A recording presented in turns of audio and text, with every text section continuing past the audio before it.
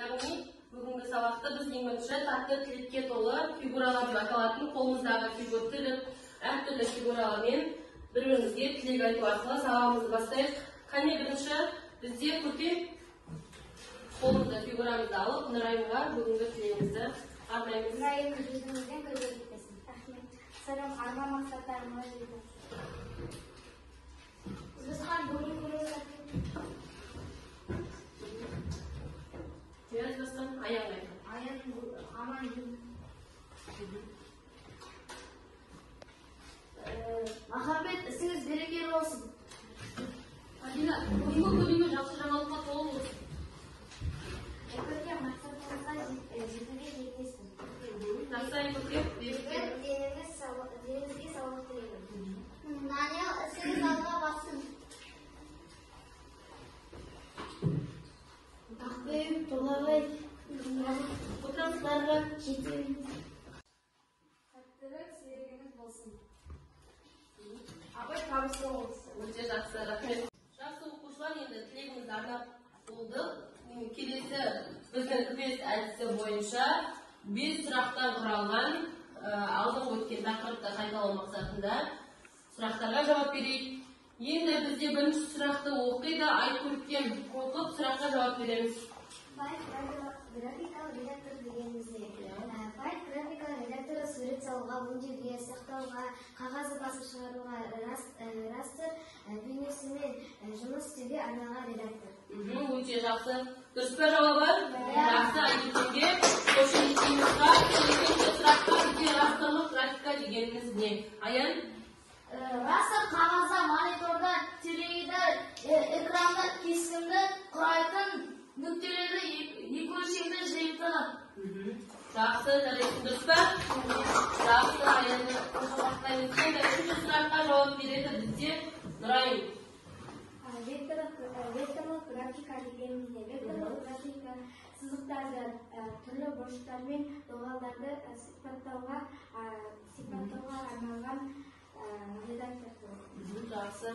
Енді бізде соңғы сұрақты оқиды Ахмет. Айтта қолданылатын фигуралар қалай аталады? Қандай пәнге байланысты? Геометриялық бұрыштар. Енді оқушылар біз ара әдісін пайдалана отырып, бізде 3 топқа әртүрлі тапсырма берілген. Соны алдарыңыздағы мынадай ақ бетке тапсырма орындаймыз. Келдіңіздер бір топқа қосыламыз. Бізде бірінші топ растрлық сурет саламыз. Екінші топ қисықтарды пайдалана отырып сурет саламыз. Ал үшінші топ растрлық және векторлық графиканы қолданып сурет саламыз. Яғни векторлық бізде қандай нелер зат векторға? Қандай айтып өттік қой? Әртүрлі геометриялық фигуралар пайдаланамыз. Келі Ахмет қосыңдар мұнда. Сурет салыңдар.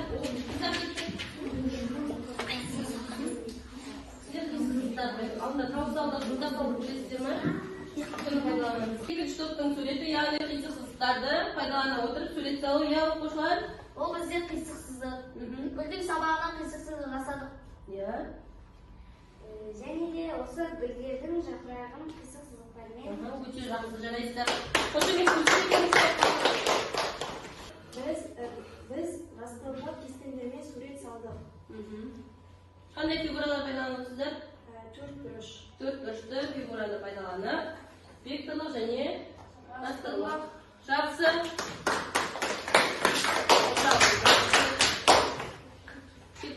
Енді бізде қалғаны бірінші топ келеміз қыздар. Растрлық, бірінші топ растрлық сурет салу тапсырмасы. Келіз басқан сырым.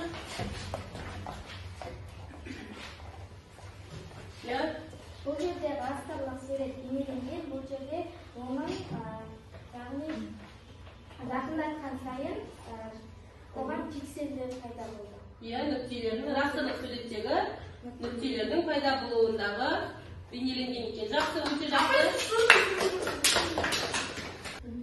Жақсы оқушылар, енді біз араясынан кейін, топтық жұмысымыздан кейін жеке жұмысқа көшейік. Мен бірінші әдісі бойынша тақтада көрсетіліп тұрған суреттерді Paint графикасында өзіміз жылдамдықпен салу. Ал типтегі оқушылар 10 минут беріледі.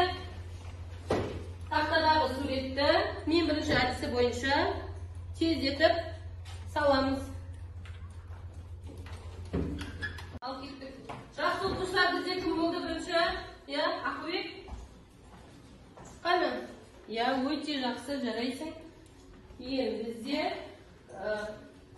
Махамбет, Данияр болып қалған. Яғни бізде ең бірінші әдісі бойынша Ақбек пен Махамбет бірінші суретті аяқтапты. Өте жақсы, жарайсыздар. Жақсы оқушылар, енді біздер келесі селфи көрсетіп жасаймыз. Ол үшін барлығымыз орнымыздан тұрамыз. Орнымыздан тұрып, барлығымыз бір қарап тұрамыз. Данияр, кейін тұрамыз. Ал кеттік. Сәлем достар, бірге жаттығу жасайық. Қолымыз белге қойып,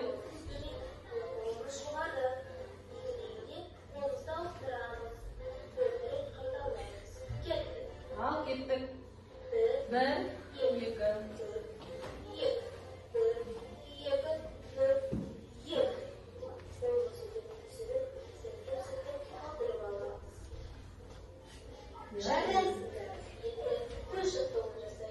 Basımızda uyumalar koyuyoruz.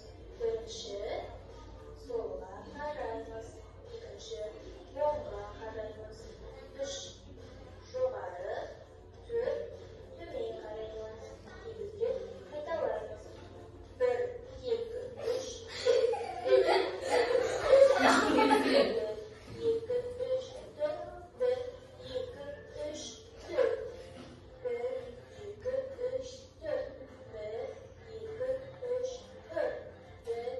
Енді біз сергетіп болсақ, жұптық әңгімеге, жұптық жұмысқа кезек береміз. Сұхбат әдісі бойынша 2 жұп бүгінгі және өткен тақырып бойынша әңгімелеседі. Бұл бізде бірінші Махамбет және Нұрайым.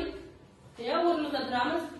Бүгінгі өткен сабақ бойынша сыныпқа және өзара әңгімелесуге болады. Ал кеттік. Мен бүгін редактор пай, пиксель деген тағы да басқаларын түсіндім. Ал сен не түсіндің, Махамбет? Мен растрлық және векторлық графикаларды түсіндім. Тағы қосымша? Пиксельдің не екенін. Пиксельдің және пайпен вектор мен растрдың арасындағы айырмашылықтарының қандай екен? Растр жақындатқан сайын ол бұлдырай, яғни оның бетіне пиксель пайда бола бастайды. Ал вектор өзінің сапасын сақтап қалады. Өте жақсы, жарайсыз. Олай болса, келіп, кезекпен қоржынға жаздырайық. Келіңіздер.